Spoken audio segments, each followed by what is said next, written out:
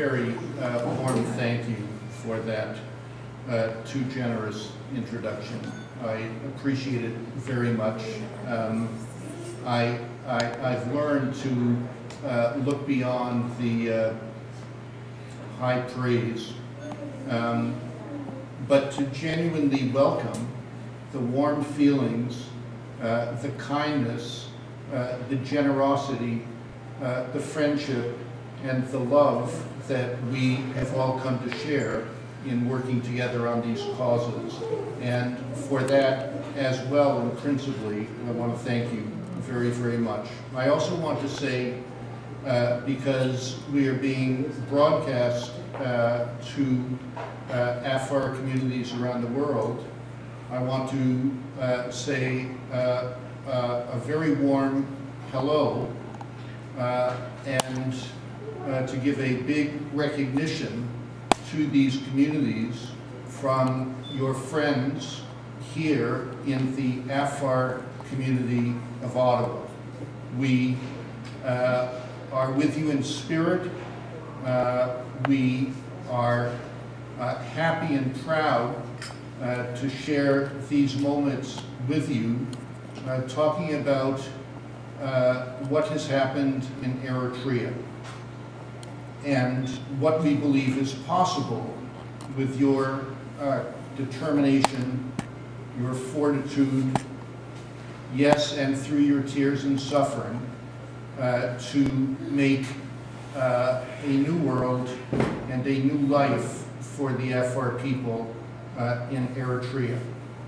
I'd like to go back to the beginning, if we could, and look at the birth of Eritrea in 1993, just to remember what had happened. With Afar participation, with Afar blood, with Afar treasure, Eritrea was born in a 30-year civil war, in a 30-year revolutionary war, and gained its independence in 1993. The achievement was astonishing. Eritrea, the Eritrean army had defeated the Soviets, one of the largest, most threatening, mightiest military machines in the history of the world. The small, tiny nation of Eritrea defeated it.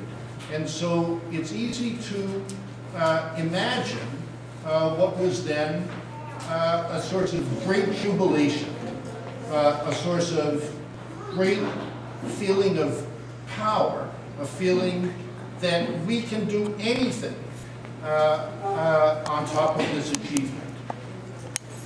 That is the way people felt, and this immense sense of power flooded to the top, to a small clique that came out of the Eritrean military machine. And they are pictured on this slide here, the 1993 leadership of the EPLF.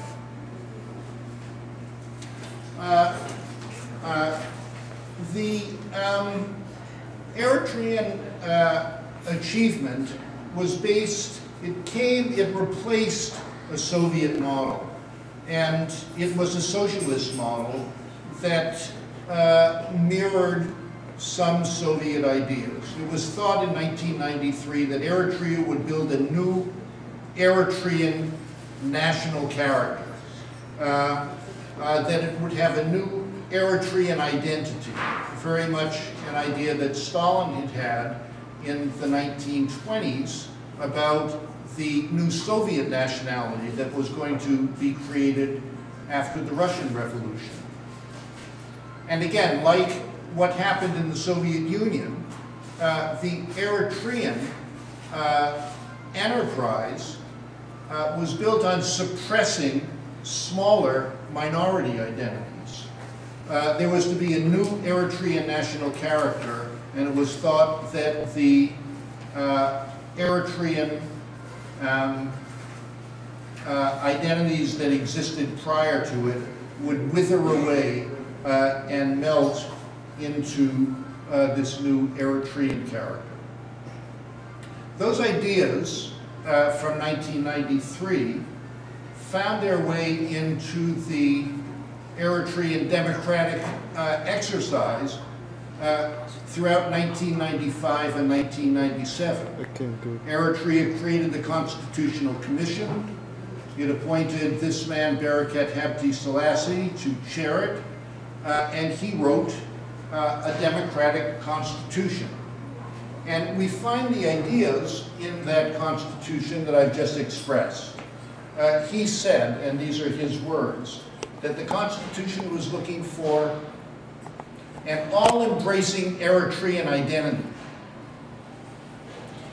He said that the Eritrean Constitution, and again these are his words, by all means and policies would subdue and neutralize other Eritrean identities.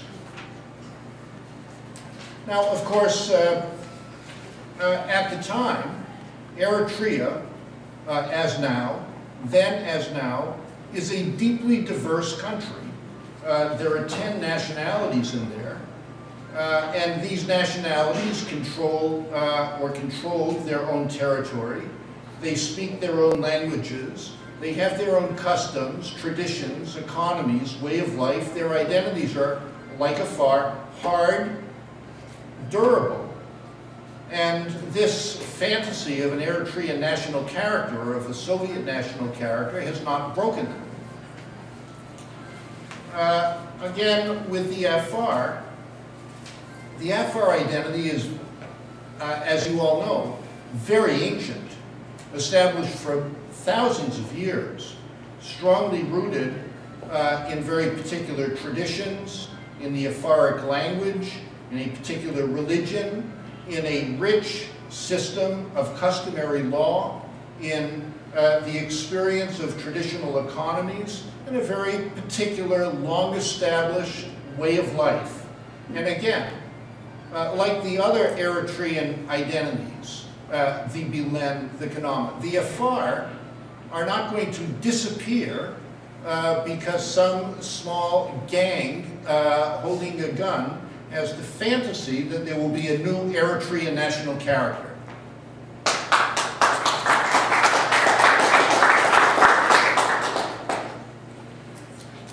Eritrea colonized, as we've heard from Marlon, Eritrea colonized Dankalia starting in 1995. It redrew the borders.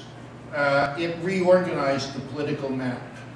It confiscated what had been autonomous Dankalia territory and dissolved its self-governing institutions and gave parts of that territory to other governments and authorities within the Eritrean state. Not only did it destroy its governing structures, but it also moved tens of thousands of Highlanders from other areas of Eritrea into Dankalia along the seacoast. And it colonized Dankalia with these tens of thousands of others, a process that's continuing today. Afar homes have been confiscated and given to others. Afar businesses, Marlon has mentioned the fisheries, the trading businesses, the restaurants, the salt mines. These have been confiscated and given to others. And Afar who resist find that they are met with a knock on the door in the middle of the night, with disappearances, and with much trouble. Tens of thousands of Afar have been displaced in this way. Marlon has told you of some of the names, and of course we have cataloged many, many, many others. We have recorded the evidence of how Eritrea has taken over the Afar businesses. how we have recorded the evidence of how the fisheries have been confiscated. We have shown down to great detail how Eritrea will no longer allow the Afar to take their fish and sell them in their traditional markets in Yemen along the Red Sea coast. We have documented how the pastoral areas have been confiscated. We've documented how the Eritrean military security cuts down the trees in the pastoral areas so that the animals can no longer live there, so that the nomads can no longer roam over the territories that they have roamed over for thousands of years. We've documented how the plants have been destroyed and how, therefore, this traditional pastoralist economy has been destroyed. Now, it is true that in 2010 and again in 2011, we met with Afar elders, leaders, clan leaders, leaders of the Waredas, late into the night in Samara, and discussed what would be required to guarantee their security in a new Eritrea. And we did capture that in a document, the Samara Declaration, which was signed at the time by 800 leaders in 2010 who renewed their commitment in 2011 with 1,500 signatures, and that document has now been signed by 5,000 Afar leaders and ordinary people. And I have been present during these signings. I have seen that. I have held this document as Afar after Afar after Afar have signed onto this document. We heard not one single word of dissent in 2010, 2011, or to today in 2013. This is a unified vision that Afar people discussed among themselves, that their leaders agreed on, and that we assisted in capturing in a document.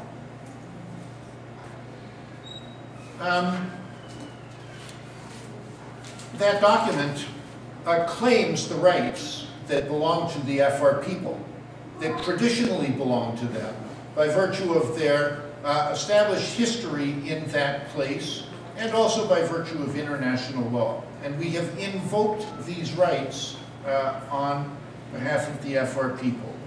We filed a complaint with the United Nations Commission for Human Rights Council. And on the basis of that complaint and other complaints that have been heard, the United Nations did appoint a special rapporteur, Bedwandi Kitaruth, to investigate human rights abuses against Afar and others inside of Eritrea. This is a photo of her, and she reports to the High Commissioner for Human Rights, Judge Pillay, who is also pictured on this slide. I have conferenced with Special Rapporteur Kitaruth on 4 different occasions. I have not only told her about Eritrea's crimes against Afar, I have documented them with witnesses, with documents, with pictures. And I requested of her action against Eritrea and its dictators. I provided her with eyewitness testimony of murders, of disappearances, and yes, also of ethnic cleansing. I brought my witnesses to her not only by documents, but I put my witnesses on the telephone with her and examined them in front of her and invited her to ask questions of them, and she did ask questions of them to satisfy herself that what we are accusing Eritrea of today is true. So she has had that direct access. She is producing a report that will go forward to Judge Pillay and the Human Rights Council and be ventilated through the machinery of the United Nations next month. And I'm looking forward to her findings. Now, let's just talk for a little bit about what the path is for Eritrea, because the Afar people are not willing to simply stand up and cheer when the Afwerki clique is removed in Eritrea, without guarantees that Afar will take their rightful place in a reorganized Eritrea. In other words, the Afar have declared solemnly in the Samara Declaration that they do not accept the terms of the 1997 Democratic Constitution. That is not for Afar. And the reason why it's not for Afar is because all lands in Dankalia will belong to the state under that constitution. And those lands will continue to be given away to other multinational companies as they are being given away by the Afwerki clique. The Afar lands belong to the Afar and cannot be given away without Afar consent. Again, the Afar are entitled to self-government as a long-established, well-recognized people inhabiting the Dankalia territory, and they must be given appropriate guarantees of self-government. I met with Professor Barakat Habdi Selassie and made these points to him, and he agreed with them. He agreed that at the time of the writing of the 1997 Constitution, he was perhaps misled about the true state of the Afar. He did not fully understand the situation there. They did not have adequate consultations, and he agreed to work with us to propose reforms to the Democratic Constitution of 1997. And in short, the Afar have said they do not accept that Constitution with or without Afwerki. Something different must take its place. The Afar have been reaching out to other nationalities at various opposition conferences, democratic conferences, to try to build a common cause with them for what Eritrea will look like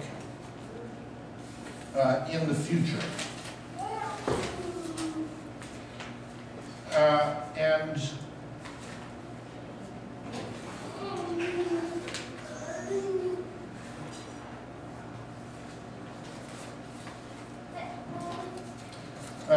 Here are some of the terms that we, in the name of the Afar, insist on. The colonization must be reversed. The Afar must have the right to return to their homes. 16.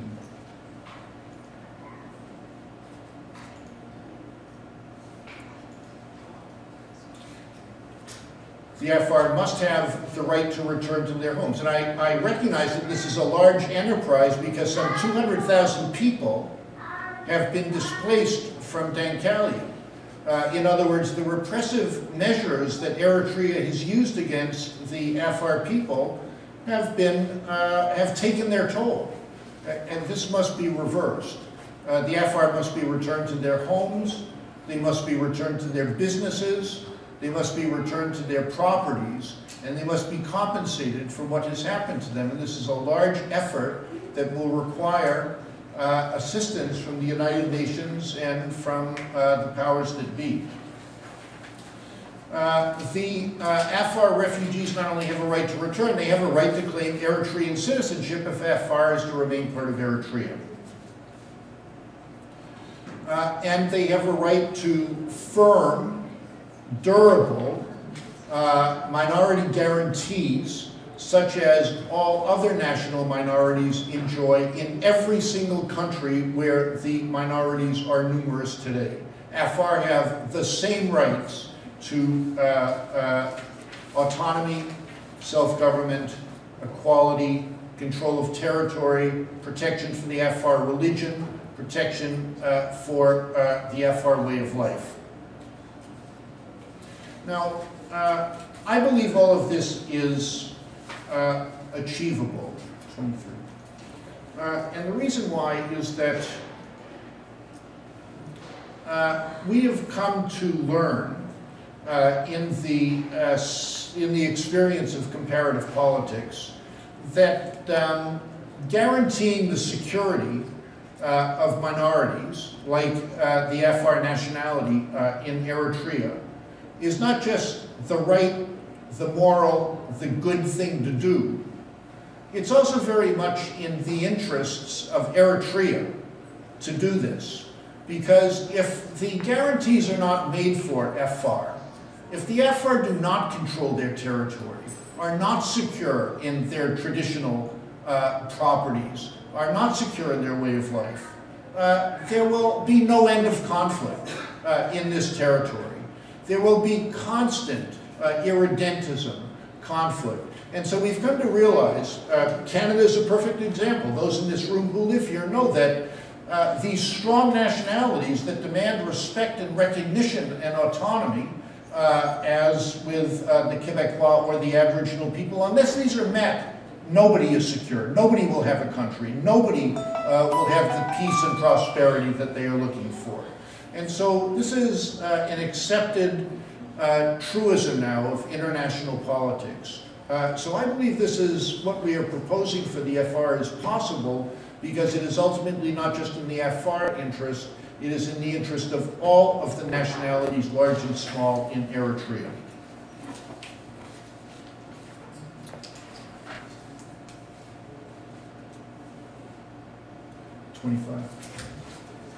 I honestly believe that the Afwerki regime will not last long. I honestly believe that. It is simply not a stable situation. We see the various revolutions all over the Arab countries and that region. And there's already been a mini attempted coup in Eritrea. A regime like this is inherently unstable. People are poor, people are hungry, people are insecure, people are brutalized, people are afraid. People do not submit to that for long periods of time. And any opening, people will flood into it and seek a new order. And I believe that the time for the Afwerki clique is short. And that leads me to think that we, the people here, who are friends of the people we are speaking to in the Afar communities around the world, in the Afar refugee camps, in the Afar diaspora, and our friends, we must be ready to seize the moment, because the moment is not far. And we will simply not accept the ruins of the Eritrean state or its replacement with some other clique. We have our own vision for the Afar security. We have our own vision for the Afar future. We have a broad consensus among ourselves as to what should happen, and we are going to build on that consensus. We are going to build on that unity. We have a political base for establishing a constitution that meets the Afar needs inside of Eritrea, and we will build on that. We have momentum. We have activity going on in various organs of the United Nations, so building its strength, building its capacity. We have to be ready to seize the moment, but we will be ready. We will be ready to take action at the right moment, because our progress to date is significant. It is durable. Our cause is just. Our constitutional model is correct and has been proven correct by the experience of nations. Our hearts are pure, our spirit is strong, and it will not be broken, and we are not going to stop. So thank you.